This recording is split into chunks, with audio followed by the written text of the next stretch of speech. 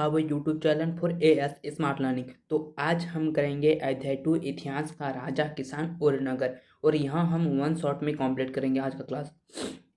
तो one shot में complete करने के लिए हम थोड़ा मेहनत लगेगा, बट हो जाएगा। तो पहले मैं आपको बता दूं, वो नोट्स प्लस पीडीएफ आपको कुछ भी चाहिए तो हमारे टेलीग्राम चैनल में आपको सब फ्री में मिल जाएगा। आपको कुछ भी चाहिए तो हमारे टेलीग्राम चैनल का नाम ही एएस स्मार्ट लर्निंग है, जो हमारे एक चैनल के बायो में दिया हुआ है हमारे टेलीग्राम चैनल का। तो नोट्स चाहिए तो हमारे टेलीग्राम में जाकर आप विजिट कर लीजिए। तो आज हमारा कौन सा चैप्टर है? तो चैप्टर हमारा 8 मट के हस्ती हम कंप्लीट कर चुके हैं। तो आज हम करेंगे दूसरा चैप्टर, राजा किसान और नगर। तो राजा किसान नगर बीसी और एडी, मतलब बीसी का मतलब जो ईसा मसीह था उससे पहले पहले का समय, और ईसा मसीह के बाद का समय एडी मतलब शताब्दी। तो पहले हम बीसी और एडी में क्या फर्क है? मतलब बीसी जो ईसा मसीह था, तो उससे जन्म से पहले जो तो था तो उसे ईसा मसीह कहा, उसे भी बीसी मतलब ईसा पूर्व कहा जाता था। तो ईसा पूर्व क्या उल्टा होता था, जैसे 2600 पहले आता था, उसके बाद आपको ये 2500 आता था, वैसे ही करके हमारा वो उल्टा होता था। और ईसवी में क्या होता है, यहाँ लगातार बढ़ते जाता है। और वहाँ ईसा मसीह अवरोही क्रम में होता था, और ईसा मसीह के बाद जो जन्म के बाद क्या ये अवरोही क्रम में, अब ये आरोही क्रम में बढ़ता है। तो वो पहले घटता था, इसमें बढ़ता है। तो आपको ऐसी मतलब समझ में, जैसे कि उदाहरण के लिए हम मान लेते ईसा मसीह जन्म से उससे पहले क्या था, पहले हमारा था 100, फिर पहले आता था 700, फिर आता था 600, फिर आता था क्या आता था 300, वैसे करके यहाँ माइनस की तरफ जाता था। और दूसरा तरफ इसमें क्या होता था, इसमें होता था 100, 200, 300 करके यहाँ बढ़ते जाता था। यह इस तरफ जाता था और यहाँ ये आता था, इस तरफ आता था। तो हम तो पहला हम इंट्रोडक्शन के बारे में इस चैप्टर का इंट्रोडक्शन जानेंगे। तो इंट्रोडक्शन, हड़प्पा सभ्यता के काल, मतलब हड़प्पा सभ्यता का काल क्या था, 2600 से 1900 ईसा पूर्व था उस हड़प्पा सभ्यता का काल। उसमें आरंभ में के समय, जो हड़प्पा के पतन के बाद भारत में विभिन्न भागों में अगले लगभग 1500 वर्षों के दौरान महत्वपूर्ण विकास हुए। मतलब जो हड़प्पा सभ्यता हुआ उसके पतन के बाद लगभग 1500 वर्ष में लगभग भारत में क्या विकास, महत्वपूर्ण विकास हुआ, इसी के बारे में हम इस चैप्टर में पढ़ेंगे। और इसे मतलब 1500 वर्षों के ये पूरे इतिहास को पढ़ने में हमें कई सारों सैकड़ों बुक लग जाएंगे, बट हम इसे शॉर्टकट में पढ़ेंगे इसी चैप्टर में। तो पहले जानेंगे काल कितने थे। तो पहले मतलब 15 वर्ष के दौरान महत्वपूर्ण विकास हुए, जैसे कि वैदिक काल की शुरुआती हुई, फिर के कृषि युग में बस्तियों का उदय हुआ, और फिर चौराहा समुदाय हुआ, मतलब जो पशु पक्षी चौराहा, मतलब जो पशु चराने वाले वो से। तो वैदिक काल में पहले फर्स्ट हम जानेंगे वैदिक काल क्या है। वैदिक काल की शुरुआत हड़प्पा सभ्यता के पतन के बाद हुआ। मतलब वैदिक काल जो थी वो हड़प्पा सभ्यता का पतन हुआ, उसके कुछ समय पश्चात हुआ। और साथ भारत प्राचीन इतिहास में सिंधु और उसकी उपनदियों के किनारे नई सभ्यता उभरी, इसे वैदिक काल का। मतलब हड़प्पा सभ्यता हुई, उसके पतन के बाद जो प्राचीन भारतीय सिंधु नदी थी, तो उस वैसे बात नहीं, प्राचीन वैदिक काल में भी थी, उस समय भी थी, और बाद में भी, अभी भी जो हमारा सिंधु नदी है। तो क्या सिंधु नदी जो थी या उससे क्या फिर से पढ़ेंगे। भारतीय प्राचीन इतिहास में सिंधु नदी और उसकी जो उपनदियों के किनारे उभरी एक सभ्यता उभरी, जिसे वैदिक काल कहा गया। मतलब हड़प्पा सभ्यता जो सिंधु नदी थी, तो उपनदी जिसमें और सिंधु नदी और उसके उपनदी कुछ नदी थे, तो जिससे एक उसके सामने कुछ मतलब कुछ भारत में, जैसे भारत में सिंधु के लोग माने, तो वैसे ही कुछ वैदिक काल की शुरुआत हुई, वैदिक काल। तथा इस समय ऋग्वेद लिखा गया। तो उस समय क्या लिखा था, वैदिक काल में ही ऋग्वेद लिखा गया। लिखा गया। और कृषि बस्तियों का उदय के बारे में जानेंगे। कृषि में जैसे जैसे कि कृषि के क्षेत्र फैल गए उत्तर भारत, ढक्कन का पठार, कर्नाटक में। जैसे कि कृषि जो कैसे के नए क्षेत्रों के फैल गए, मतलब कृषि के क्षेत्र फैल गए, जैसे कि इकाइयों में, जैसे विभिन्न क्षेत्रों में कृषि होने लगे। और उसके ढक्कन और लोग स्थायी जैसे उत्तर भारत में फैल गए, ढक्कन का पठार और कर्नाटक आदि क्षेत्रों में फैल गए। और लोगों स्थायी गाँव में बसने और लगे और नियमित रूप से फसलें उगाने लगे। और स्थायी रूप से मतलब किसी स्थान में एक गांव या शहर बसने लगे और सामने लोग खेती करने लगे। और चाराहा समुदाय के बारे में पढ़ेंगे। ढक्कन और दक्षिण भारत के क्षेत्रों में चाराहा बस्तियों का प्रमाण मिले हैं। मतलब ढक्कन के पठार उसके कुछ क्षेत्र और उच्च भारत, दक्षिण भारत में कुछ चाराहा बस्तियों के कुछ प्रमाण मिले हैं। चरहा मतलब क्या होते थे? चरहा मतलब क्या होते थे? जो वो जो होते थे जैसे कि भेड़ बकरी चराते उसको ही चरहा कहा जाता था।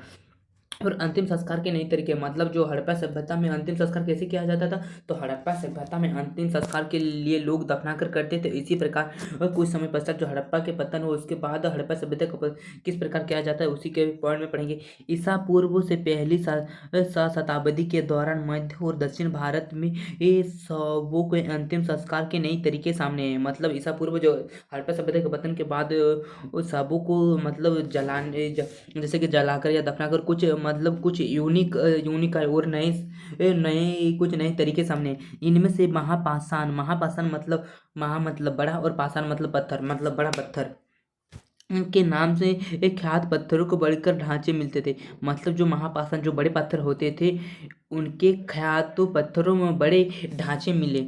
मतलब जो ऐसे प्रकार के ढांचे मिले जो पहले वो दफना देते थे वैसे निशान के तौर पर वहां पर गाड़ दिया जाता था।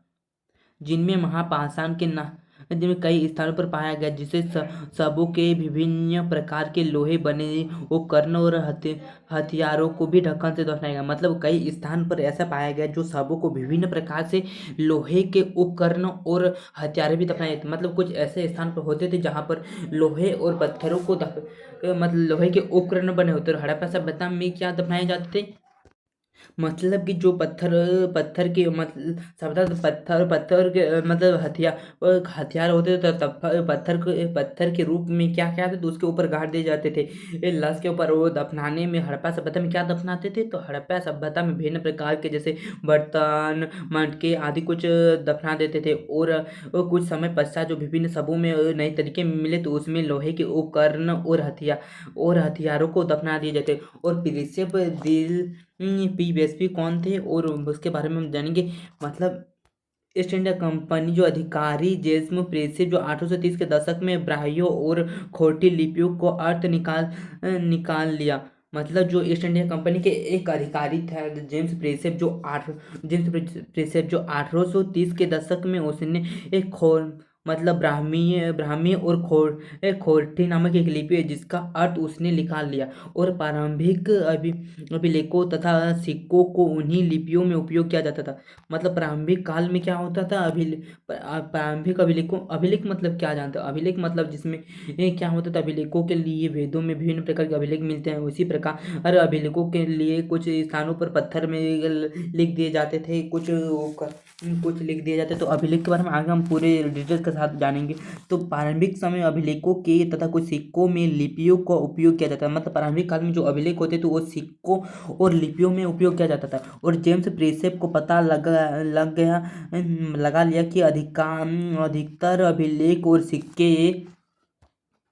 अधिकतर शीर्षे पर पीदस्ती पर लिखा है। मतलब पीदस्ती का मतलब क्या होता है? मनोहर मुखाकृति वाला राज्य। मतलब मनोहर मुखाकृति मतलब जो सुंदर राज्यों और बहादुर और मान्य राज्यों को ही ये मुखाकृत राज्य माने द्विपक्षीय राज्य कहा जाता था। अभिलेख और जेम्स प्रेसी को पता लग गया था। मतलब अधिकतर जो राज्य थे जो अभिलेखों और सिक्कों से दिलचस्पी लिखा गया था। और कुछ अभिलेखों को राजा का नाम अशोक भी लिखा मिला। मतलब कुछ अभिलेखों में ऐसा था कि जिसमें राजा का नाम भी लिखा पड़ता है। और बुद्ध ग्रंथ के अनुसार अशोक सबसे अधिक प्रसिद्ध राजा। मतलब बुद्ध धर्म था तो उसके एक ग्रंथ बुद्ध धर्म के ग्रंथ बने थे। तो उस ग्रंथ के हिसाब से सबसे अधिक प्रसिद्ध राजा अशोक को कहा जाता है। उस अभिलेख का मतलब क्या था? तो हम पहले बता चुके थे कि अभिलेख का मतलब क्या। तो अभिलेख के बारे में हम जानेंगे। अभिलेख पत्थर, धातु तथा मिट्टी के बर्तन पर खुदे हुए लेख को अभिलेख कहा। मतलब पत्थर, धातु तथा मिट्टी के बर्तन पर खुदे मतलब खुद का जो लिखा जाता था तो उसे अभिलेख कहा जाता है। अभिलेखों का अध्ययन अभिलेख शास्त्र को कहा जाता है। मतलब अभिलेखों के अध्ययन को अभिलेख शास्त्र कहा जाता है। जो कभी व्यक्ति अभिलेखों को बनाते थे उनमें लोगों की उपलब्धियां, उनके द्वारा किए जाने वाला कार्य तथा उनके विचारों को लिखा जाता है। मतलब कुछ अभिलेख होते थे जो व्यक्ति कार्य करते थे या कुछ उपलब्धियां होते तो उनके बारे में कार्य तथा उसके विचारों को पत्थरों को मतलब छाट कर लिखा जाता था। और अधिकतर अभिलेख राजाओं के क्रियाकलाप, विजय अभियान तथा धार्मिक संस्थाओं के लिए बनाए गए दान ब्यौरा हुआ। मतलब अधिकतर जो अभिलेख होते थे वो क्या करते थे, अभियान और धार्मिक संस्थाओं के लिए दान कर ब्यौरा देते थे। ब्यौरा देते। और कुछ अभिलेखों उनके निर्माण का तरीका भी मिली है, जो मतलब कुछ ऐसे अभिलेख जो उनके निर्माण किस प्रकार उनका निर्माण किया है तो उसके भी कुछ प्रमाण मिले। और प्राचीन अभिलेखों का प्राकृतिक भाषा में लिखा जाता है। और प्राचीन अभिलेख थे तो उसमें प्राचीन के अभिलेखों को प्राकृतिक और ब्राह्मी लिपि में अधिकतर लिखा जाता था। तो अभी हमारे वर्तमान समय आधुनिक हिंदी होता है, उसी समय पहले खोटे और ब्राह्मी लिपि का प्रयोग किया जाता है। प्राकृतिक भाषा में आम जनता की भाषा थी। मतलब प्राकृतिक भाषा थी तो आम जनता की भाषा थी। तो अभी वर्तमान समय में हमारे लोगों का आम भाषा क्या है, हिंदी, आधुनिक हिंदी। उसी प्रकार 1500 वर्ष पहले तो वैदिक काल में किस भाषा का उपयोग किया जाता था, तो प्राकृतिक भाषा का प्रयोग क्या अधिकतर किया जाता है। इसके अलावा तमिल, पाली, संस्कृति जैसे भाषाओं का भी अभिलेखों में मिले। मतलब जो पाली भाषा का अधिकतर प्रयोग हो जाए उसके साथ कुछ ऐसे भाषा भी उपयोग जैसे तमिल, पाली, संस्कृत आदि उनके साथ भी अभिलेखों में कुछ साक्ष्य मिले हैं भाषा के। और प्रारंभिक राज्य के बारे में पढ़ेंगे। मतलब प्रारंभिक राज्य में किस प्रकार हमारा राज्य बना था। ऐसे ही प्रारंभिक राज्यों में यहाँ भारत की कुछ नक्शादार के रूप में माना गया है। जैसे प्रारंभिक भारतीय इतिहास में 6ठी शताब्दी ईस्वी पूर्व को एक महत्वपूर्ण पतनकारी काल माना जाता है। मतलब प्रारंभिक राज्य थी जो 6ठी शताब्दी को एक महत्वपूर्ण पतनकारी काल माना जाता है। जैसे प्रारंभिक राज्यों का उदय, नगरों का उदय, ये भी है क्वेश्चन है। मतलब प्रारंभिक इतिहास में शताब्दी से एक महत्वपूर्ण परिवर्तनशील कार्य क्यों माना जाता है। मतलब जो प्रारंभिक भारतीय था तो उसमें 6ठी शताब्दी के दौरान एक महत्वपूर्ण परिवर्तनकारी काल क्यों माना जाता है, इसी के बारे में बताइए। जैसे इनमें से कई प्रकार के डेवलपमेंट विकास हुआ तो उसमें से कुछ जैसे कि प्रारंभिक राज्यों का उदय, नगरों का उदय, लोहे में प्रयोग का बढ़, सिक्कों का विकास। प्रारंभिक काल में सिक्कों का उपयोग किया शुरू होने लगा। और बुद्ध और जैन दार्शनिक विचारों का विकास। सिक्कों का उदय से प्रारंभिक काल भारत में स्टार्ट हुआ। तो आपको ये मालूम होना चाहिए कि ये नोट का सर्वप्रथम सबसे पहले कहाँ से उपयोग किया गया था। तो सर्वप्रथम उपयोग नोट का प्रयोग चीन से शुरुआती हुआ। नोटों जो हम भारत में करेंसी के रूप में नोटों का भी उपयोग करते हैं। जैसे भारत में 10 रुपया, 20 रुपया या 1000 रुपये, 500 रुपये के नोट होते हैं। उसी प्रकार बाहर पहनने के लिए अलग अलग प्रकार के चीन में भी नोट का सबसे पहले उपयोग किया जाने लगा। और प्रारंभिक ग्रंथों को प्रारंभिक ग्रंथों में महाजनपद के नाम से 16 जनपद लिखे गए थे। मतलब जो प्रारंभिक ग्रंथ थे तो उसमें महाजनपदों का उल्लेख मिला, जो उसमें से इस 16 जनपद का उल्लेख किया गया। तो इन्हीं जनपद के बारे में हम पढ़ेंगे। तो जनपद क्या कहते हैं, जनपद का मतलब कोई किसी लोग जहाँ से लोग आकर बस जाएं, ऐसा क्षेत्र जहाँ पर लोग निवास करते हैं। मतलब जहाँ लोग आकर बस जाएं और ऐसा क्षेत्र जहाँ पर निवास करते हैं। मतलब ऐसा स्थान जहाँ पर लोग आकर बस जाएं और ऐसा क्षेत्र जहाँ पर लोग निवास करते हैं। जन का मतलब जहाँ लोग आकर बस जाएं और पद का मतलब ऐसा क्षेत्र जहाँ पर लोग निवास करते हैं। और महाजनपद का बारे में देखेंगे तो महाजनपद लगभग 1525 ईसा पूर्व में कई जनपदों का अधिक महत्वपूर्ण हो गए जो महाजनपद कहा जाता है। मतलब जो 2500 वर्ष पहले थी तो कई जनपद शक्तिशाली बने, उन्हीं जनपदों को महाजनपद। मतलब जो जनपद थे वो 2500 साल पहले जो जनपद थे तो वो शक्तिशाली होते गए और उन्हीं के साथ उन लोगों को महाजनपद कहा गया। और प्रारंभिक ग्रंथों में महाजनपद के नाम से 16 राज्य को लेकर और प्रारंभिक काल ग्रंथों में जितने जनपद थे साथ में जिन महाजनपदों का 16 का उल्लेख किया गया है। तो उस 16 महाजनपदों में उल्लेख बुद्ध के जैन और धार्मिक ग्रंथों में मिली है। और मगध, गांधार, वाणिज्य, कौशल, कुटी, पांचाल, आदि राज्य। ऐसे ही हमारे 16 महाजनपद के बारे में इस मैप में दिया गया है। जैसे कई प्रकार के महाजनपद थे, उसकी राजधानियाँ थी। तो और अधिकांश महाजनपद का शासन होता था, मतलब अधिकांश महाजनपदों में राजा का शासन होता था। मतलब जो थे अधिकांश महाजनपद उसमें राजा का शासन होता, और कुछ क्षेत्रों में जनपदों को जो होते उसमें जैसे कई देश कई लेकिन कुछ जैसे कुछ गण और संघ बनाकर प्रसिद्ध लोगों को समूह संगठन करता था। मतलब कुछ ऐसे जनपद होते थे जहाँ पर गण मतलब कुछ मुखिया मुखिया इन लोग ऐसे ही कहा जाता था गण, और कोई मतलब कई लोगों के समूह को गण कहा जाता था। और संघ जो ये संगठन या सभा ये सभा बनाकर जो शासन करते थे, ऐसे लोगों को शासन करते थे। और भगवान महावीर तथा भगवान बुद्ध ऐसे ही संबंधित थे। मतलब जो गण और संघ थे तो इसी से महावीर स्वामी और भगवान बुद्ध भी इन गणों से संबंधित थे। अधिकतर महाजनपदों में एक राजधानी होती थी। मतलब अधिकतर राजधानी महाजनपद थे उसके पर एक राजधानी होती थी, और उन पे किलेबंदी भी की जाती थी। और उन पे जो राजधानी थी उन पर किलेबंदी की जाती थी। और किलेबंदी में राजधानी का रखरखाव सेना तथा नौकरशाहों में किया जाता था। मतलब जो किलेबंदी होते थे उनका राजधानी का किलेबंदी और राजधानी का रखरखाव सेना तथा नौकरशाह जो होते थे उन लोग करते थे। और लगभग 6ठी शताब्दी के पूर्व संस्कृति में ब्राह्मणों ने ये धर्मशास्त्र नामक ग्रंथ की रचना की। जो लगभग 6ठी शताब्दी थे उस समय संस्कृत में ब्राह्मण जो थे तो उसमें धर्मशास्त्र नामक एक ग्रंथ की रचना की, जिनका उल्लेख मिलता है कि इन शासन रहित अन्य नियमों का निर्धारण किया गया, और उसकी अपेक्षाकृत की निजी की और शासन क्षेत्रीय वर्ण से विकास हो गए। और मतलब इनमें जो शासन सहित थे उनके नियमों का निर्धारण किया गया, और उसमें अपेक्षाकृत की गया कि शासन में क्षेत्रीय वर्ण से ही होंगे। और शासन का काम किसानों का, व्यापारियों और शिल्पकारों का कर भेंट वसूलना और माना जाता था। मतलब जो शासक होते थे वो शासक क्या था, वो जो शासक है किसान के, व्यापारियों, शिल्पकारों और उसके कर वसूलना मतलब वसूलना कर ये माना जाता था। और साथ ही में इसी दूसरा पॉइंट में पढ़ेंगे कि इस काल में संपत्ति गुजरने वैद्य पड़ोसी अन्य राज्यों का आक्रमण इकट्ठा करना माना जाता है। धीरे धीरे राज्यों की स्थायी सेनाएं और नौकरशाहों को तंत्र होते थे, और बाकी राज्यों में सेनापति पर निर्भर होते थे। इन्हीं प्रकार की नियुक्ति किया जाता। मतलब जो होते थे इसी संपत्ति को जुटाने, जो इस काल में जो संपत्ति को जुटाने के लिए पड़ोसी राज्यों और आक्रमण करके इंद्र का माना जाता था। और धीरे धीरे जो जिस राज्य थे वो अपनी स्थायियों और नौकरशाहों को तैयार रखते, जो आक्रमण के लिए नौकरशाहों को उन लोग तैयार रखते थे। और बाकी राज्य जो सहायता के लिए सेना पर निर्भर होते उन्हें प्राय कृषक नियुक्ति किया जाता था। मतलब जो सेना पर नियंत्रित उन्हें प्रकार क्रिया से नियंत्रित किया जाता था।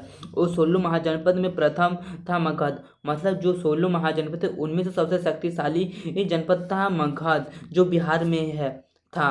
और बिहार में यह जनपद बिहार में था, मगध जनपद। तो इसमें देखेंगे कि ये मगध छठी से चौथी शताब्दी के पूर्व सबसे शक्ति महाजनपद बन गया था। मतलब जो चौथी और छठी शताब्दी के बीच यहाँ 150 सालों तक के बीच यहाँ ये महाजनपद मतलब वो शक्तिशाली चौथी और छठी शताब्दी के बीच वहाँ सबसे शक्तिशाली महाजनपद बन गया था। और यहाँ लगभग 150 सालों तक वर्षों तक राज किया। और मगध शक्तिशाली होने के क्या कारण थे, मतलब कोई राज्य यदि शक्तिशाली तो इसके कारण क्या है, तो इसी के बारे में देखें। तो मगध शक्तिशाली होने के क्या कारण थे, इसके प्रकृति भी कुछ कारण थे। उपजाऊ भूमि में सबसे अच्छी फसल होती थी। मतलब उपजाऊ भूमि में यहाँ ऐसे स्थान पर होती थी जिसमें उपजाऊ भूमि के लिए सबसे अच्छी भूमि थी, इसलिए यहाँ शक्तिशाली होने के कारण थे। और लोहे के खदान भी उपलब्ध थे, और लोहे से ज़्यादा औजार बने हथियार भी बनाना आसान हो गया था। मतलब यहाँ पर लोहे के खदान भी उपलब्ध होते थे, और जिससे लोहे से औजार तथा हथियार बनाना और आसान हो गया था। और गंगा और इसकी उपनदियां आने वाला एक रास्ता शासन और सस्ता था, और मगध प्राकृतिक रूप से सुरक्षित था। मतलब गंगा और उसकी जो उपनदियां होती थी तो वहाँ रास्ता पर आसान और सस्ता था, और मगध एक प्राकृतिक रूप से भी वहाँ सुरक्षित थी। और मगध में योग्य तथा शक्तिशाली शासन थे, जैसे बिंबिसार, अजातशत्रु, महाधनंद। और इन शासक से बेहतर नीतियों के कारण मगध शक्तिशाली समृद्ध हुआ। मतलब जो मगध से योग्य और शक्तिशाली शासक थे, तो जैसे बिंबिसार, अजातशत्रु थे, तो इन शक्तिशाली से बेहतर नीतियों का उपयोग के कारण मगध इतना समृद्ध हुआ था। और प्रारंभिक राजगह का मगध की राजधानी होती थी, परंतु चौथी शताब्दी में ईसा पूर्व इसकी राजधानी पाटलिपुत्र बन गई।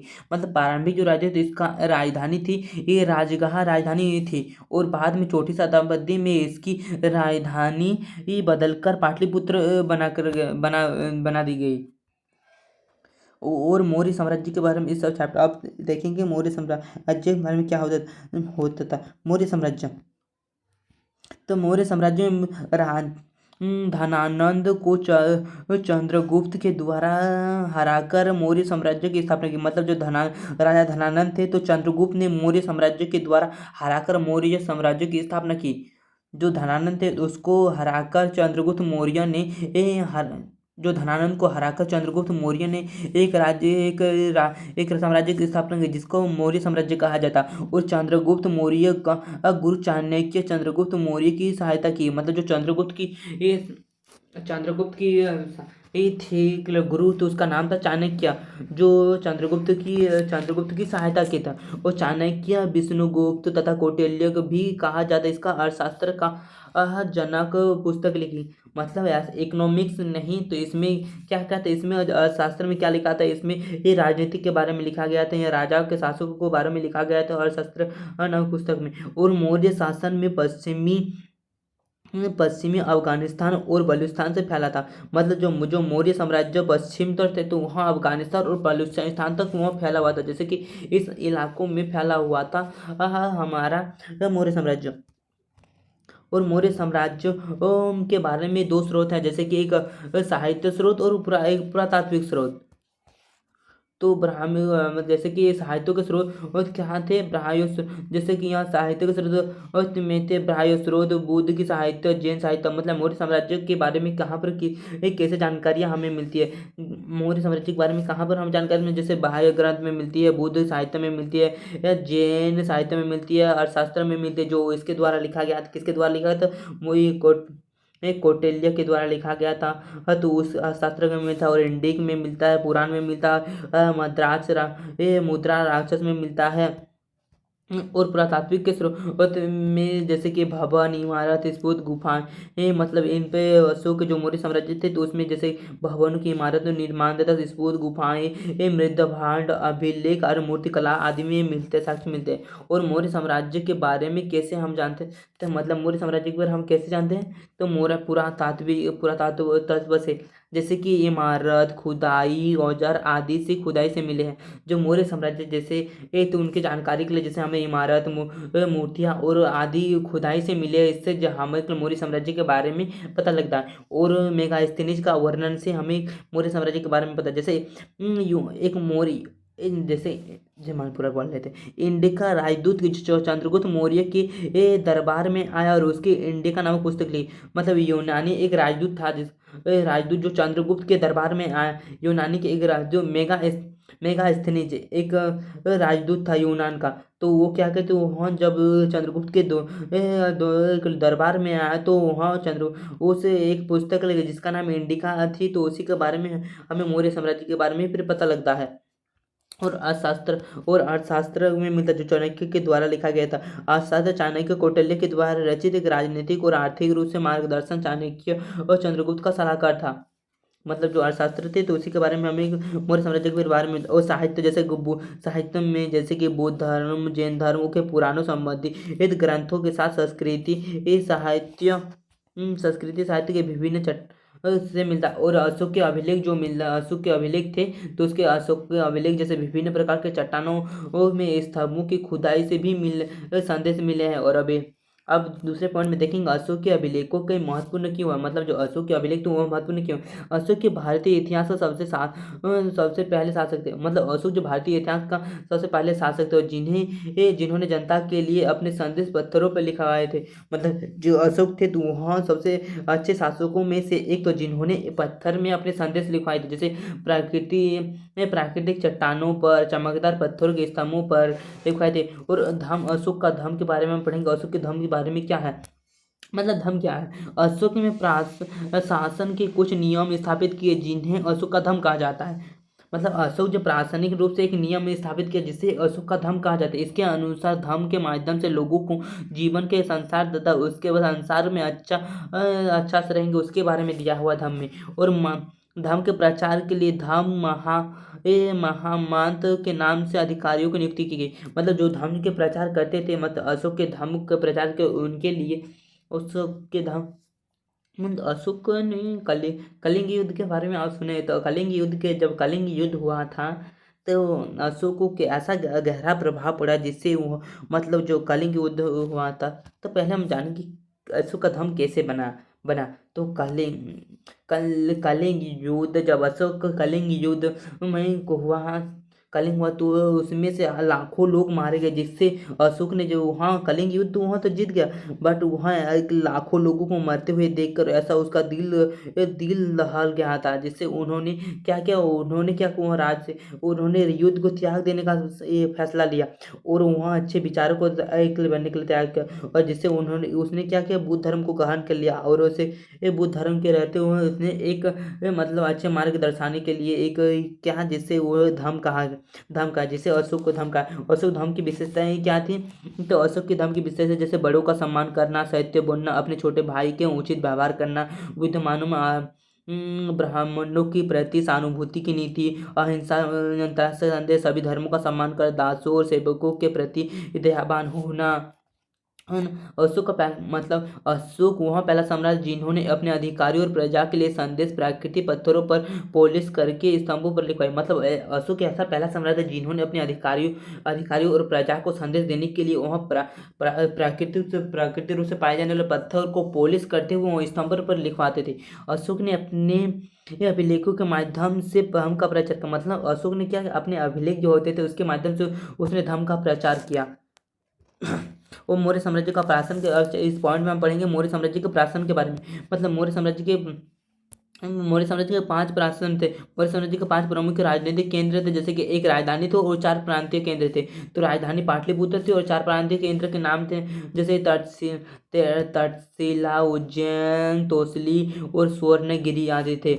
तो अशोक के अनुसार पाकिस्तान में पश्चिम तौर से लेकर आंध्र प्रदेश, उड़ीसा, उत्तराखंड तक हर स्थान पर जैसे संदेश उत्कीर्ण मिले हैं। मतलब अशोक का अभिलेख थे उसमें से कुछ पाकिस्तान के पश्चिम तौर से लेकर आंध्र प्रदेश, उड़ीसा, उत्तराखंड आदि हर स्थान पर जैसे संदेश का उत्कीर्ण मिले हैं। जैसे तक्षशिला और उज्जैन में दोनों लंबी दूरी वाला महत्वपूर्ण व्यापार मार्गदर्शन स्थित रहते हैं। मतलब सावधान बताया गया है कि जो तक्षशिला के उज्जैन जो दोनों लंबी ये महत्वपूर्ण व्यापार मार्ग है तो उसमें भी स्थित थे। और स्वर्णगिरी कर्नाटक में स्थित मतलब जो स्वर्णगिरी है यह क्षण के प्रांतीय केंद्र तो स्वर्णगिरी कर्नाटक में यह सोने का खदान थी। मतलब यह सोने का खदान थी प्राचीन समय में। और सामान्य उचित संचालन के लिए जमीन और नदियों के दोनों के मार्गों में आना जाना रहता था। मतलब संचालन के लिए वह साम्राज्यों में के लिए जमीन और नदी में आना जाना करते थे।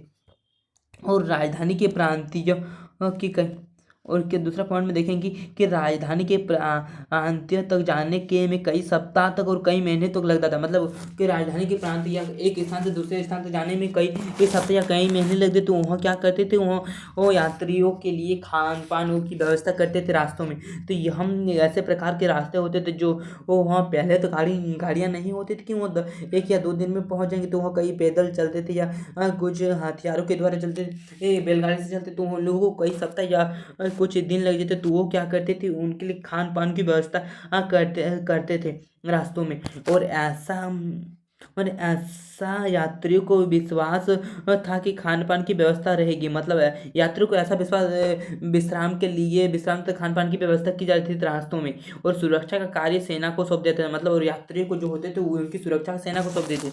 और अशोक की सेना के बारे में हम पढ़ेंगे मेगास्थनीज के अनुसार जो सैनिक की गतिविधियों के लिए एक समिति और 6 उप समिति थी जो मौर्य साम्राज्य की विशाल सेना थी। मतलब जो मेगास्थनीज इंडिका के द्वारा लिखा तो मेगास्थनीज के अनुसार थी इसमें से थी एक थी मौर्य साम्राज्य के लिए एक समिति होती थी और 6 उप समिति होती जिसमें पहली समिति में क्या होती थी। तो पहले समिति में हम पॉइंट में देखेंगे पहली समिति जो नौसेना का संचालन करते मतलब जो पानी में का संचालन करते और दूसरी समिति यातायात खान पान तथा उसके देख रेख करते थे। मतलब दूसरी समिति की आगे मतलब यात्रियों को मतलब बैलगाड़ी या यात्रियों के लिए कुछ होते थे तो उनका देख रेख और खान पान का देख रेख करते थे। और तीसरी समिति क्या करते थे, वो पैदल सैनिकों का संचालन करते थे। मतलब जो तीसरी समिति होती जो पैदल सैनिकों का वह संचालन का काम करते थे। तो चौथे समय अवरोही मतलब घोड़ों का देख रेख वो करते थे।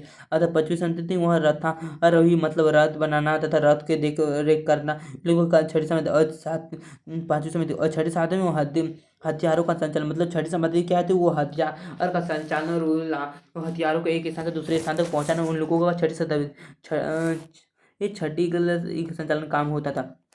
अंततः वहाँ के मतलब जो थे हमारे अशोक, तो उसके लिए वहाँ पर विभिन्न प्रकार के सैनिक हथियार जैसे हाथी रखते थे, घोड़े साथ में होते थे, तो पैदल सैनिक भी होते थे और नौसेना के लिए नदी किनारे के लिए नौसेना भी होते थे उसके लिए। और अन्य समितियाँ क्या करते थे, जैसे कि अन्य समितियाँ उपकरणों में ढोने के लिए बैलगाड़ी का प्रबंध करते थे, सैनिक के लिए भोजन की व्यवस्था करते थे, जानवरों के लिए चारे का व्यवस्था करते थे, सैनिक की देखभाल के लिए सेवकों को नियुक्तकरण करते थे। और मौर्य साम्राज्य का महत्व क्या था, तो इस पॉइंट में हम पढ़ेंगे मौर्य साम्राज्य के महत्व के बारे में। 19वीं शताब्दी में इतिहासकारों के भारत में प्रारंभिक इतिहास का लिखना शुरू किया। मतलब 19वीं सदी में क्या किया, इतिहासकारों ने भारत के प्रारंभिक इतिहास को लिखना शुरू किया। कार्य किया। मौर्य साम्राज्य के इतिहास का प्रमुख काल माना गया। मतलब जो मौर्य साम्राज्य था तो उसके काल को प्रमुख काल माना गया, क्योंकि लेकिन पहली बार चंद्रगुप्त मौर्य के द्वारा एक अखंड भारत बनाया गया था। मतलब पहली क्या हुआ था, चंद्रगुप्त के द्वारा पहली बार एक अखंड भारत बनाया गया था। और मौर्य साम्राज्य की मूर्तिकला की सराहनीय थी, और मौर्य काल की मूर्तिकला की सराहनीय थी। उसकी मूर्तिकला के लिए विभिन्न प्रकार थे और वह अच्छी तरह से बनाया करते थे। मौर्य काल में शासकों अपने नाम के आगे बड़ी उपाधियों जोड़ते थे। मतलब जो मौर्य काल होते उसके शासक अपने जो शासक के लिए क्या करते थे, वो बड़ी उपाधियों से जोड़े होते थे। जैसे इतिहासकारों ने अशोक का एक महान सम्राट माना, राष्ट्रीय इतिहास के लिए अशोक को प्रेरणा माना। मतलब इतिहासकारों ने क्या किया, उसको एक महान सम्राट माना और राष्ट्रीय इतिहास के लिए अशोक का एक प्रेरणा का स्रोत बन गया।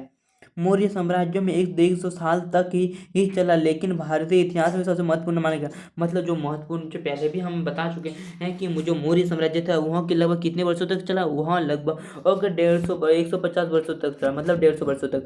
तो वहाँ इतनी बहुत कम, भले कम समय तक चल रहा है, किंतु भारतीय इतिहास में वो सबसे महत्वपूर्ण माना जाता है।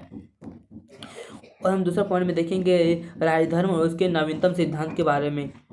दक्षिण राजा और उसके सरदार, फर्स्ट में देखेंगे दक्षिण राजा और उसके सरदार थे। तो भारत के दक्षिण में कुछ सरदारियों का उदय हुआ। मतलब भारत के जो दक्षिण थे कुछ उनमें सरदारियों का उदय, जैसे तमिल में तमिलनाडु, आंध्र प्रदेश, केरल और तमिलकम क्षेत्रों में चोल, चेर और पंडाय जैसे सरदारी अंतिम की राज्य की काफी समृद्ध। मतलब जो तमिल इलाकों में जो होते थे, तो तमिलनाडु क्षेत्रों में तो वहाँ पर जैसे कि कुछ सरदार समृद्ध हुए, जैसे कि चोल, चेर और पांड्य जैसे सरदार को अस्तित्व में आए थे। और जैसे इन इलाकों में हमारे एक लिखा चोल आदि एक और सरदार और दूसरे पॉइंट में सरदार और सरदारी के बारे में। सरदार शक्तिशाली होते थे पर पंचायत हो सकते भी नहीं हो सकते। मतलब जो सरदार होते थे वो शक्तिशाली व्यक्ति थे, बट वो कभी क्या होते थे, वो पद में वंशानुगत भी होते थे, तो वंशानुगत नहीं भी होते थे। अब दूसरे पॉइंट में देखेंगे सरदार के कार्य, जैसे अनुष्ठान का संचालन करना, युद्ध के नेतृत्व करना, लड़ाई झगड़े और विवाद को सुलझाना।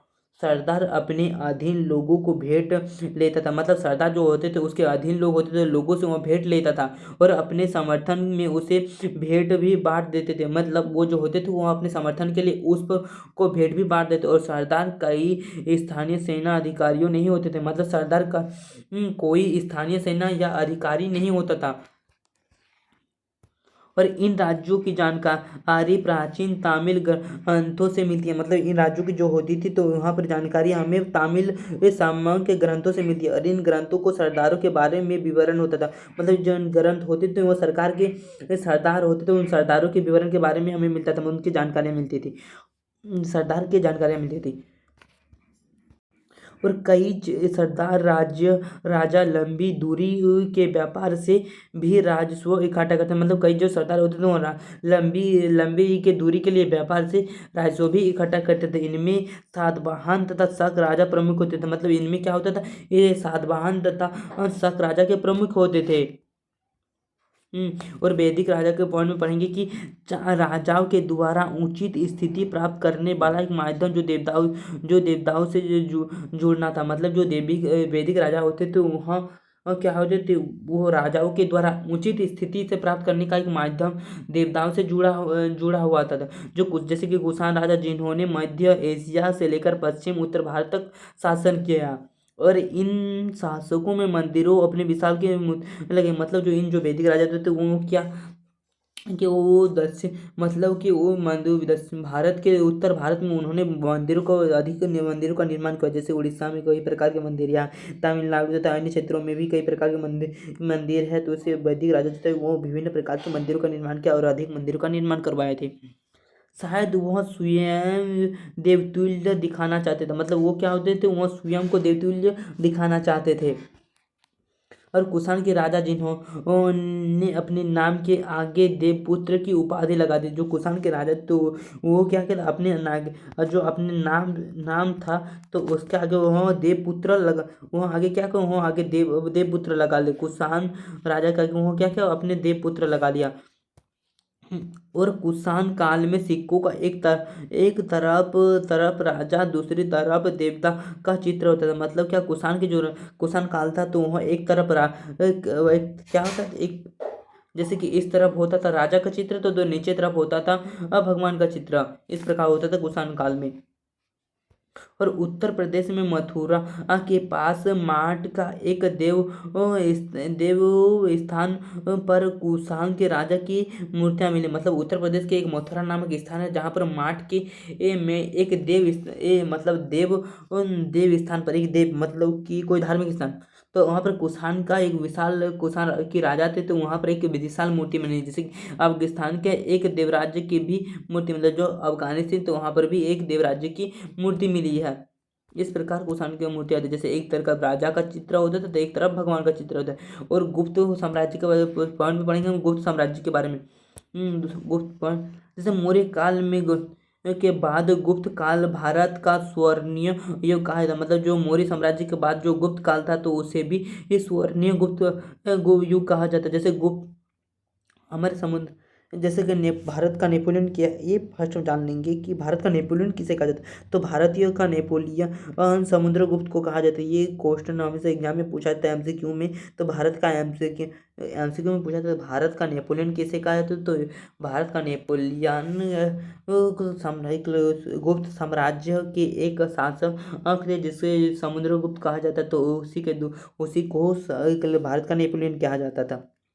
और गुप्त साम्राज्य की स्थापना श्री गुप्त के द्वारा लगभग 275 ईसा पूर्व में की गई थी।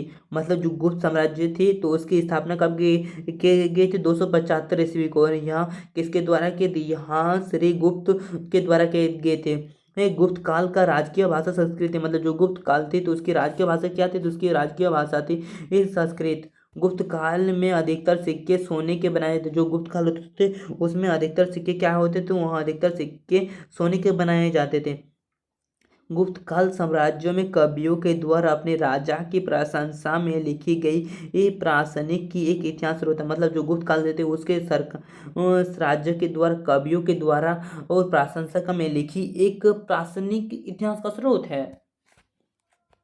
जैसे जैसे उदाहरण के लिए मान लेते हैं कि ये उदाहरण के लिए प्रयाग परिस्थिति जैसे रचना समृद्ध गुप्त की हरिघेश के द्वारा लिखी गई संस्कृत भाषा में लिखा गया था। मतलब उदाहरण के लिए जैसे कि प्रयाग में प्रशक्ति जो की रचना की गई थी, जो समुद्रगुप्त के एक राजकवि थे जिसने हरिश कहा के द्वारा एक संस्कृति भाषा में लिखा गया था। और दूसरे पॉइंट में हम देखेंगे जनता के राजा की ये छवि है। मतलब 1500 ईस्वी की शताब्दी में राजा के द्वारा की छवि क्या सोचते थे, तो ऐसा नागरिकों के चाहत तथा पंत्र ऐसे ग्रंथों में दी गई कहानियों की समीक्षा करके पता लगाने का प्रयास कर, मतलब ऐसा होता था जो इतिहासकार घातक होते थे उसे पंचतंत्र की ग्रंथों की इतिहासकार जो जातक तथा ऐसे पंचतंत्र करके उन लोगों ग्रंथों की कहानियों की समीक्षा करके पता लगाने का प्रयास करते थे। और जातक की कथाएं पहली शताब्दी के ईस्वी के मध्य पाली भाषा में लिखी गई। जो जातक की कथाएं होती तो वहाँ पहली शताब्दी में क्या लिखी गई, तो वहाँ पहली शताब्दी में पाली भाषा में लिखी जाती थी। उदाहरण के लिए जैसे उदाहरण के लिए हम मान लेते हैं, उदाहरण के लिए जैसे गृहस्थ जातक का नाम कहानी में बताया गया कि एक कुटी के राजा उसके प्रजा किस प्रकार से दुखी होते थे तथा दूसरे में बूढ़ी महिला, पुरुष, किसान, पशुचालक, ग्रामीण इन बालक आदि जानकार के इतिहास भी शामिल है। मतलब इसमें क्या होता था कि बूढ़े महिला, किसान आदि के ग्रंथों के बारे में भी इसमें बड़े शासक ने जानकारी मिलती थी।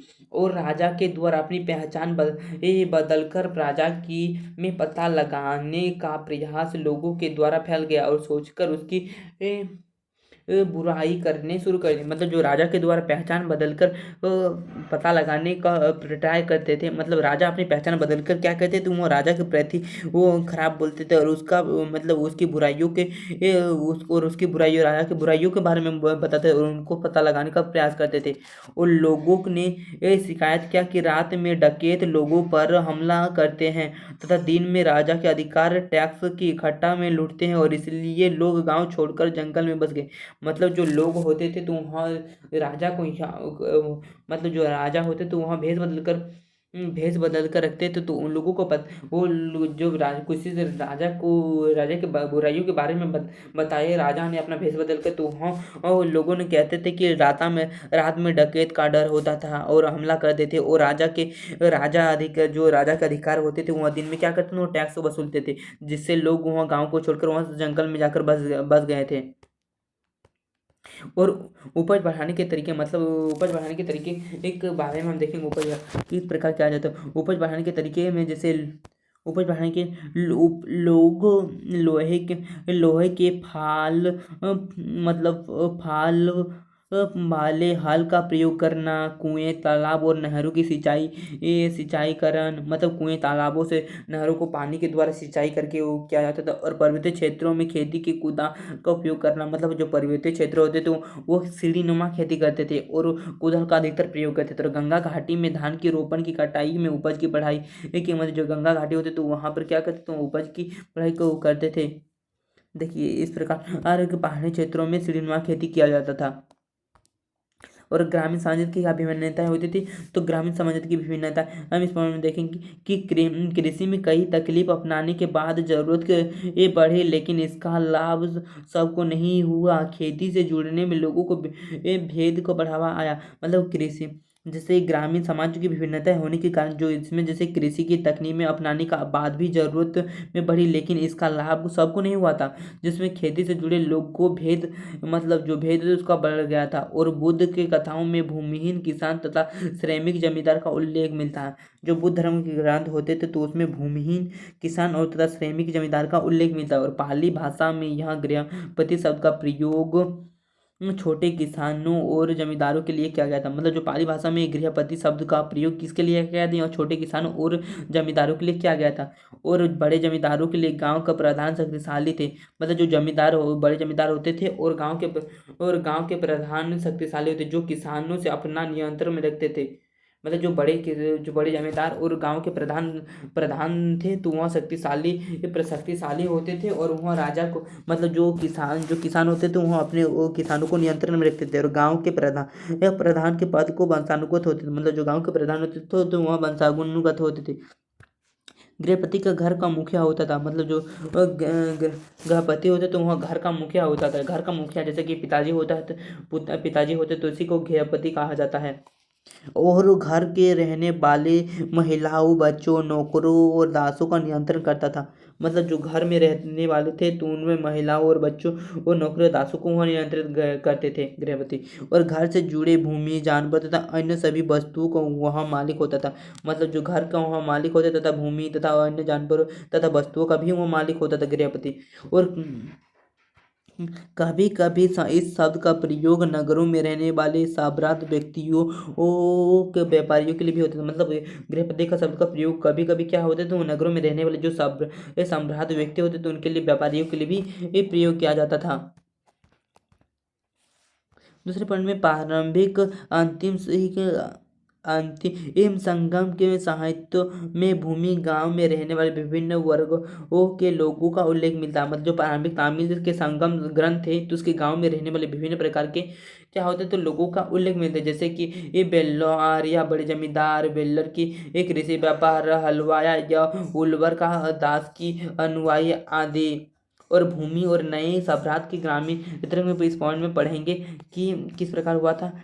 इस प्रारंभिक शताब्दी में भूमि का दान के प्रमाण मिले, जैसे कि अभिलेखों में भूमि का दान का उल्लेख मिलता है। जो प्रारंभिक शताब्दी होते थे तो उसमें क्या होते थे, इस शताब्दी में वो भूमि का दान करते थे और भूमि के ये दान का उल्लेख भी कुछ मिले, जैसे कि कुछ अभिलेखों में पत्थरों को लिखावट गए हैं और थे, और अधिकतर भूमि दान उल्लेख ताम्रपत्रों में उसके मिलता है। मतलब कुछ जो कल अभिलेख को दान किए गए तो वहाँ कुछ पत्थरों के अवशेषों में मिले हैं और भूमि दान के, और कुछ ताम्र पत्र में भी उसके साक्ष्य मिले हैं, जैसे प्रारंभिक क्षेत्रों में संस्कृत भाषा में थे और इन अभिलेखों को प्रारंभिक संस्कृत भाषा में लिखे गए। लेकिन 7 शताब्दी के बाद इन संस्कृत में तमिल तेलुगु भाषा भी मिले। और जो 7वीं शताब्दी के आरंभ हुई तो उन्होंने संस्कृति, तमिल, तेलुगु आदि भाषा को में भी मिलने लगे।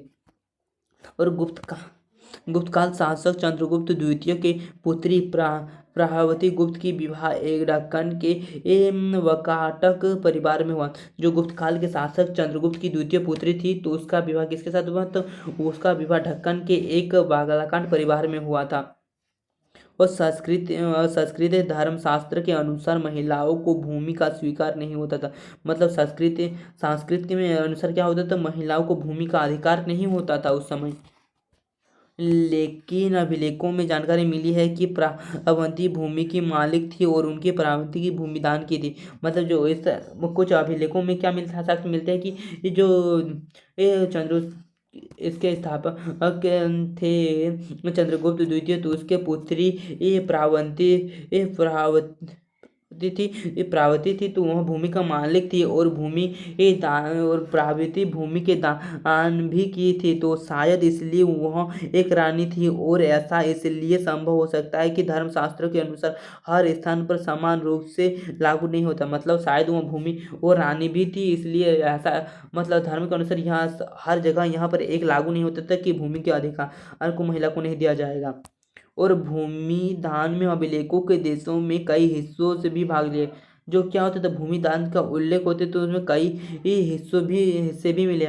अलग बगल क्षेत्रों में अलग अलग तरह की भूमि भी दान की, मतलब अलग अलग क्षेत्रों में अलग अलग प्रकार की भूमि का दान की गई थी। और कुछ स्थानों में बहुत सी भूमि दान की गई थी, जिसमें कुछ स्थानों में बहुत सी भूमि की दान भी की गई थी। कुछ स्थानों में क्या था, छोटी भूमि के दान की गई थी और कुछ स्थानों में बड़ी बड़ी भूमि को भी दान की गई थी। वो दान प्राप्त करने के बाद लोग अधिकारों को अलग अलग क्षेत्रों में परिवर्तन देखने को मिलता है। मतलब दान जो कर देते तो वह ब्राह्मणों को दान कर देते या कुछ अन्य क्षेत्रों को, गरीबों या और क्षेत्रों को दान कर देते थे। राजा तथा अमीर जमींदारों के द्वारा जमीनों को दान कर देते थे। वहाँ क्या करते थे, अधिकारों के द्वारा क्या थे, वहाँ परिवर्तित भूमि को परिवर्तनशील के लिए मिलते थे। अब दूसरे पॉइंट में देखेंगे, इतिहासकारों में भूमि दान के प्रभाव का उल्लेख लेकर विवाद। जो इतिहासकार होते थे वो भूमि दान के प्रभाव को लेकर क्या विवाद होते थे। जैसे भूमिदान अधिकतर ब्राह्मणों या धार्मिक संस्थाओं के लिए दिया जाता है। मतलब जो अधिकतर भूमि होते थे वो ब्राह्मणों या धार्मिक संस्थाओं के लिए भूमिदान किए जाते हैं। जैसे कुछ इतिहासकार मानते थे कि शासकों को भूमिदान के द्वारा कृषि को प्रोत्साहन किया था। मतलब कुछ इतिहासकार मानते हैं कि शासक जो भूमिदान करते थे तो वह कृषि के प्रोत्साहन के लिए वो भूमिदान करते थे, जो अग्रसर कहलाते थे। जैसे कि अग्रसर उस भूभाग को कहते हैं जो ब्राह्मणों को दान किया गया। ब्राह्मणों को भूमि एक कर या अन्य प्रकार की नहीं वसूलने की जाए, जिससे यह स्वर्ण स्थानीय से लेकर वहाँ वसूलने का अधिकार था। मतलब जो अग्रसर होते जो जो सरकार के मतलब जैसे कि शासक के द्वारा भूमि को दान किया जाए तो उसे अग्रसर कहते, तो उस भूभाग को अग्रसर कहते। वहाँ भू जैसे कि ब्राह्मणों को दिया जाता तथा कुछ स्थानों के लिए डेवलपमेंट के लिए दिया जाता था, मतलब कुछ तीर्थ स्थल बनाने के लिए दिया जाता था भूमि का दान। तो और उसमें क्या होता था, तो वहाँ उसमें कर वसूलते नहीं, उसमें कर वो नहीं वसूलते थे। और कुछ इतिहासकारों को कहना है कि भूमिदान एक संकेत है जो राजनीतिक प्रभुत्व दुर्बल होने का राजा समर्थन को जुटाने के लिए भूमिदान करते थे। मतलब कुछ इतिहासकारों का कहना था कि जो भूमिदान का करते थे उनका संकेत माना जाता था कि राजनीतिक मतलब राजनीतिक कमजोर होने, राजनीतिक रूप से वो कमजोर होते थे और समर्थन जुटाने के लिए वो क्या करते थे, भूमि को दान कर देते, भूमिदान कर देते थे। और नगर और व्यापार के बारे में पढ़ेंगे, उस देखेंगे कि नए नगरों का निर्माण किस प्रकार होता था। जैसे नगर अधिकांश नगर महाजनपदों की राजधानियाँ थी। ज़्यादातर नगर संचार के भूभाग किनारे बसे हुए थे, जैसे पाटलिपुत्र नदी के किनारे बसा था। ये जानिए जो भूतली में भाग के किनारे बसा, भूतल भाग के किनारे बसे। ये पुहार जो समुद्र तट के किनारे बसा हुआ था। मथुरा जो व्यावसायिक संस्कृति और राजनीतिक गतिविधियों का केंद्र था। नगरीय जनसंख्या के बारे में इस पॉइंट में हम पढ़ेंगे। नगरों में विभिन्न प्रकार के लोग रहते हैं। शासन किलेबंदी नगरों इन क्षेत्रों में कई पूरा अवशेष मिले प्राप्त हुए हैं। मतलब जो शासक होते थे, जो किलेबंदी नगर होते थे, तो उनमें कई पूरा अवशेष भी प्राप्त हुए हैं। जैसे मिट्टी के कटोरे और हस्तियाँ जिन पर चमकदार कलाई चढ़ी तथा सोने के चांदी का तांबे दांत शीशे जैसे अलग अलग पदार्थ होते और गहन का उपकरण जैसे आदि होते थे। मतलब जैसे कि होते जैसे काम मिट्टी के कटोरे, थाली, बर्तन, कलाई, चांदी आदि होते, बर्तन आदि होते थे। और दूसरे शताब्दी के तर्क आते कई नगरों का दानात्मक अभिलेख प्राप्त हुए और इन अभिलेखों में दान देने वाला नाम तथा उसका व्यवसाय भी लिखा गया था। मतलब कुछ क्या दूसरे शताब्दी में जो होते थे, तो उन नगरों का दानात्मक अभिलेख से प्राप्त हुए, जैसे कि उन क्षेत्रों को जो नाम उनका नाम दे देते और उन व्यवसायों का भी नाम लिख देते थे। और दूसरे पॉइंट में देखेंगे कि ये उनमें नगरों में रहने वाले धोबी, बुनकर, कढ़ाई, लिपिकर, कुम्हार, वर्णकार, अधिकारी, धर्मगुरु, व्यापारी और राजाओं के द्वारा विवरण होता था। उनमें जो नगरों में रहने वाले धोबी बुने होते थे, तो उनका भी व्यापार के लिए। दूसरे पॉइंट में हम देखेंगे श्रेणी का उल्लेख मिलता, मतलब श्रेणी का उल्लेख मिलता है। श्रेणी व्यापारियों के संघ को कहा जाता है और व्यापारिक लोगों कच्चे माल को खरीदकर उनमें सामान बनकर बाजार में बेचते थे। मतलब जो व्यापारी लोग होते थे वो कच्चे माल को खरीदकर उनमें कुछ सामान बना लेते थे और उसे बाजार में सीधा जाकर बेच देते थे। और उपमहाद्वीप में उसके व्यापार किस प्रकार होता था, देखेंगे दूसरे पॉइंट में। उपमहाद्वीप में इस प्रकार के व्यापार होता था, जैसे कि भारत में व्यापार प्राचीन काल से ही उपमहाद्वीप के बाहर से होता था और हड़प्पा सभ्यता में ऐसा प्रमाण मिलता है। मतलब जो व्यापार है वो प्राचीन काल से हमें उपमहाद्वीपों से तथा अन्य क्षेत्रों से होता है, जैसे इसका प्रमाण हड़प्पा सभ्यता पे भी मिले हैं। और 6ठी शताब्दी के पूर्व उपमहाद्वीप को जलमग्न हो गया। पूर्व महाद्वीप जलमग्न हो गया और भूभाग का जाल बिछ गया। मतलब 6ठी शताब्दी के पूर्व जो थे, उससे पूर्व तो वहाँ क्या पूर्व महाद्वीप थे, वहाँ जलमग्न मांग और भूमि का भाग जल से वहाँ छिल गया। और दूसरे पॉइंट में ये भूभाग के जरिए मध्य एशिया सबसे आगे व्यापार होता था। जो भूभाग के मध्य जरिए होते थे, तो मध्य एशिया में सबसे अधिक व्यापार होता था। समुद्री तट में बनाए बंदरगाहों को अरब सागर होते और उत्तरी में अफ्रीका, पश्चिम एशिया तक बंगाल की खाड़ी, प्राचीन दक्षिण के एशिया के तरफ व्यापार होता था। और शासक इन व्यापारियों को मार्गदर्शन नियंत्रण करके व्यापारियों की सुरक्षा में बदलते धन देते थे। मतलब जो शासक होते तो इन व्यापारियों को मार्ग का नियंत्रण करके उन लोग व्यापारियों को सुरक्षा भी करते थे और उनके बदले उन्हें धन देते थे। इन मार्गों के जाने वाले व्यापारियों को पैदल फेरी लगाने वाला व्यापार था। मतलब इन जो व्यापार जाने वाले व्यापार होते थे तो वहाँ पैदल और फेरी लगाने वाले व्यापार होते थे, और बैलगाड़ी और घोड़े पर चलने वाले व्यापार होते थे, और कुछ व्यापार होते थे बैलगाड़ी और घोड़े पर जाने वाले व्यापारी होते थे। समुद्र भाग में लोग यात्रा करते और खतरनाक लेकिन लाभदायक भी ये था। मतलब जो समुद्र भाग होते तो वहाँ लोग तो यात्रा करते थे बट वहाँ खतरनाक होता था, लेकिन वहाँ लाभदायक भी सिद्ध होता था।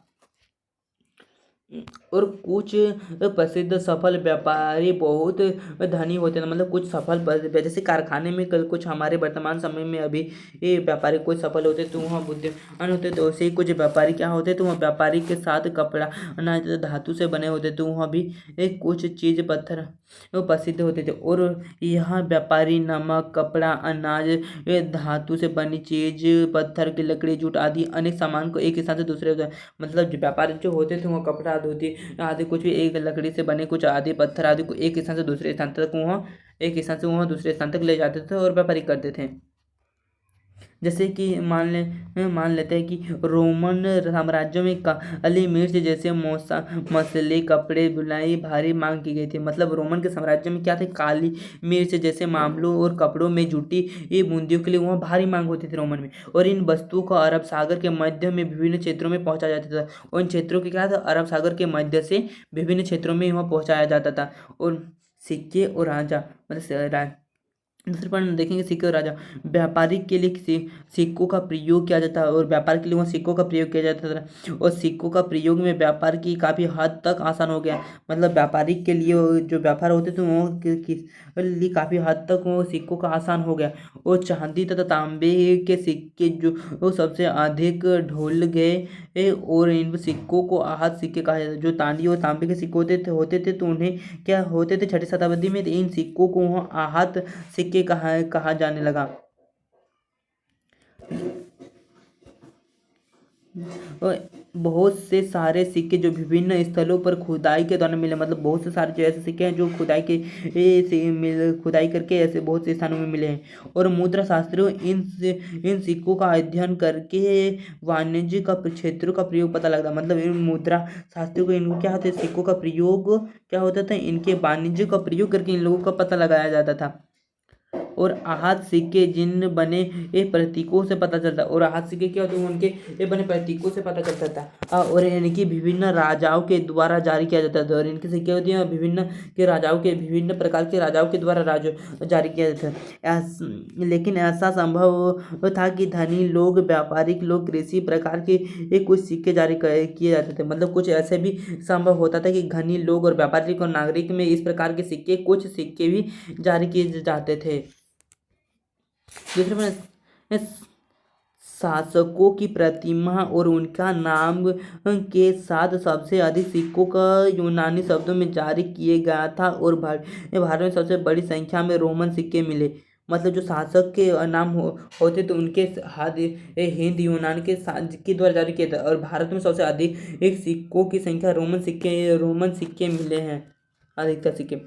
और जैसे कि सोने के सिक्के जो सबसे पहली शताब्दी के कुषाण शासकों के द्वारा किए गए थे। जो सोने के सिक्के होते थे सबसे पहले वहाँ कुषाण शासकों के द्वारा जारी किए गए थे। और उत्तर और मध्य एशिया में ऐसे सिक्के मिले हैं जो सैनिकों के द्वारा प्रयोग किया गया था। और उत्तर और मध्य भारत में कुछ ऐसे भी सिक्के मिले जो सोने के सिक्के का प्रयोग किया गया था। और संभवतः बहुमूल्य वस्तु का व्यापार में क्या हो जाता हो, जो संबंधी सिक्के होते सोने के सिक्के, तो यह संभवतः किसके लिए प्रयोग होते, तो वह संभवतः होते तो बहुमूल्य वस्तु और व्यापार में प्रयोग होता था। जैसे कि पंजाब और हरियाणा जैसे क्षेत्रों में धोएस शासकों के द्वारा तांबे के सिक्के जारी किए गए थे। जो पंजाब और हरियाणा क्षेत्र में दो धोएस शासक होते तो वहाँ तांबा के सिक्के जारी किए गए थे। शासक काल में बहुत सी सिक्कों के द्वारा सोने का भव्य सिक्के भी जारी किए थे। जो गुप्त काल में थे तो वहाँ कोई शासकों के द्वारा क्या होते और सोने के वो भव्य सिक्के भी जारी किए गए थे। इन सिक्कों को सोना उच्च गुणवत्ता होता था। मतलब इन सिक्कों में क्या होता था, सोना का उच्च गुणवत्ता होता था। और 6ठी शताब्दी में सोने के सिक्कों वो मिलने कम क्यों होगी, इसी पॉइंट में हम देखेंगे। मतलब जो 6ठी शताब्दी होते थे उनमें 6ठी शताब्दी सोने के सिक्के कम क्यों होने लगे।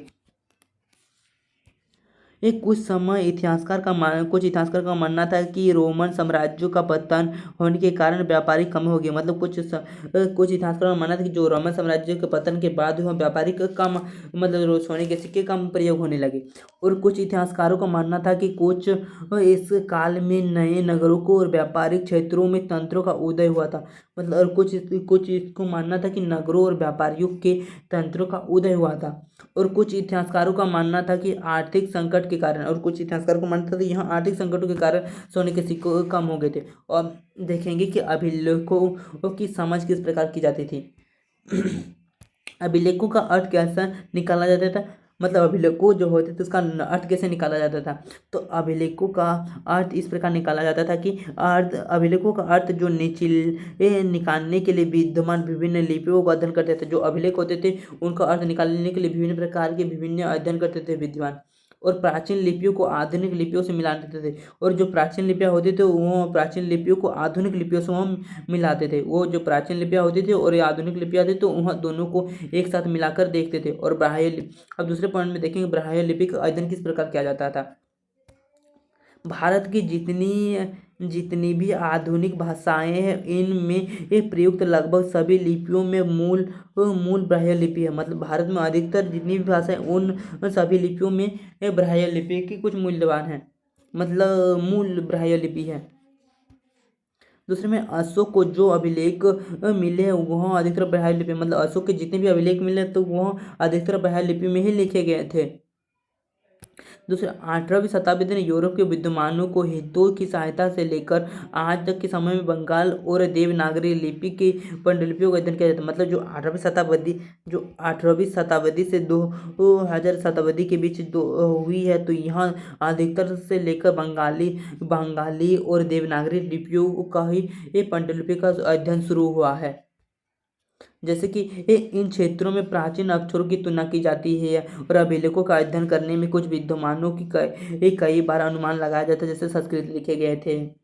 मतलब क्या इसमें जो अक्षर होते थे इसकी तुलना अभिलेखों के अध्ययन में क्या बुद्धिमान अध्ययन में किया जाता था। जैसे कि यहाँ संस्कृत लिखे होते थे लेकिन यहाँ प्रकृति लिखे होते थे, मतलब जो होते थे वहाँ लेकिन प्रकृति लिखे थे। फिर भी कई दशकों की मेहनत के बाद जेम्स प्रिंसेप ने अशोक के काल को ब्राह्य लिपि को वो लिखे अभिलेखों को 1838 में निकाल लिया। जो जेम्स प्रिंसेप थे तो उसने क्या किया लास्ट में वो 1838 में उसने ब्राह्य लिपि के अभिलेखों को वहाँ जानकर पहचान लिया अशोक के अभिलेखों। और दूसरे अध्याय में खोटी लिपि के अध्याय के बारे में हम पढ़ेंगे अधिक। तो दूसरे पॉइंट में पश्चिमोत्तर, मतलब भारत के पश्चिम अभिलेखों में प्रयुक्त खोटी लिपि का तरफ हिंदी यूनानी राजाओं के द्वारा सिक्कों पर नाम की खोटी लिपि का प्रयोग होता था। मतलब जो पश्चिमोत्तर भारत के पश्चिमोत्तर इलाके होते थे वहाँ खोटी लिपि का प्रयोग करते थे। और यूनानी राजा होते तो उसके द्वारा बनाए गए सिक्के अधिकतर पर नाम क्या होता था, यूनानी और खोटी पर लिखे होते थे। जैसे कि यूनानी भाषा पढ़ने वाले यूरोपीय विद्वान अक्षर से मेल करके प्रिंसेप ने खोटी लिपि का अभिलेखों की भाषा को पहचान के प्राकृतिक रूप की जिससे पढ़ना आसान हो गया। मतलब जो यूनानी होते थे वो यूरोप के बुद्धिमान के अक्षरों को मेल कर पढ़ते थे। और जेम्स प्रिंसेप ने क्या किया कि वो खोटी लिपि को प्राकृतिक भाषा के रूप में ही पहचाना जिससे उसे और पढ़ना आसान हो गया। और अभिलेखों से प्राप्त इतिहास का साक्ष्य के बारे में दूसरे पॉइंट में हम देखेंगे। अभिलेखों का साक्ष्य परीक्षण करके बाद में अभिशास्त्रियों ने पाया कि अशोक की उपाधि देवप्रिय देवताओं का प्रिय होता था। मतलब जो अशोक के थे अभिलेख होते थे तो परीक्षण के बाद अभिलेखों ने क्या पाया कि अशोक के जो उपाधियाँ देवप्रिय होते थे वह देवताओं का प्रिय होता था। और प्रिय देशी देखने के बाद सुंदर मनोहर प्रकृति वाला राज्य की विषय शैली भाषा पुरातात्विक विज्ञान सबसे समान है वो एक शासक अशोक के बारे में बताती है। मतलब जो विभिन्न प्रकार के अशोक मनोहर राजा होते थे तो वहाँ क्या करते थे पुरातात्विक समानता रखते थे और एक शासक में अशोकों के बारे में बताते। अशोक ने लेखों को कथन परीक्षण करके पता लगाया कि ताकि पता चल सके उन लेखों में सत्य और शांति स्थायीपूर्ण हो। और अब दूसरे पॉइंट में हम देखेंगे अभिलेखों के साक्ष्य की सीमा क्या थे, जैसे अभिलेखों की साज की सीमा अक्षरों को हल्के ढंग से उत्कीर्ण होना, मतलब जो अक्षरों वो पढ़ नहीं पाते थे उसके कुछ कारण थे, जैसे कि अक्षरों में हल्के ढंग से उत्कीर्ण होना, अभिलेखों को नष्ट हो जाना, मतलब कुछ बहुत से अभिलेख होते तो वो नष्ट हो जाते थे, और अभिलेखों अक्सर लुप्त हो जाना, मतलब जो अधिकतर अभिलेख होते थे वहाँ लुप्त होने के कगार में थे और लुप्त हो गए थे। कुछ अभिलेख सुरक्षित नहीं बचे, मतलब कुछ अभिलेख थे तो वहाँ सुरक्षित नहीं बचे थे। अभिलेखों शब्दों को वास्तविक पूरी जानकारी ना होता था, और अभिलेखों का वास्तविक शब्द होता तो वहाँ पूरी जानकारी नहीं होता था अभिलेखों के बारे में। बारे में, और अभिलेखों के राजमार्गों में जिंदगी के बारे में जानकारी ना होना, इस जानकारी का समझना, मतलब जो अभिलेख होते जो राजाओं के राजा परामर्श की जिंदगी के बारे में होते, जानकारियाँ होती थी, उसमें जानकारी अधिकतर नहीं होती थी और होती भी थी बहुत में। तो इसी के साथ आज का चैप्टर हमारा समाप्त होता है। आपको कुछ भी डाउट हो तो हमारे कमेंट सेक्शन में बता दीजिएगा। इसी के साथ आपको अपने दोस्तों को यहाँ वीडियो शेयर लाइक शेयर करना ना भूलें। Thank you for watching. इसी के साथ आपको कुछ भी नोट्स प्लस पीडीएफ चाहिए तो हमारे टेलीग्राम चैनल में दिया हुआ नोट्स, आपको नोट्स पीडीएफ कुछ भी चाहिए तो हमारे टेलीग्राम चैनल, हमारे लिए टेलीग्राम चैनल कहाँ पर है, तो टेलीग्राम चैनल हमारे यूट्यूब चैनल के बायो में है, दिया हुआ है। तो उसमें अपडेट के साथ कुछ भी प्रॉब्लम हो तो वहाँ पर बताया जाए। Thank you.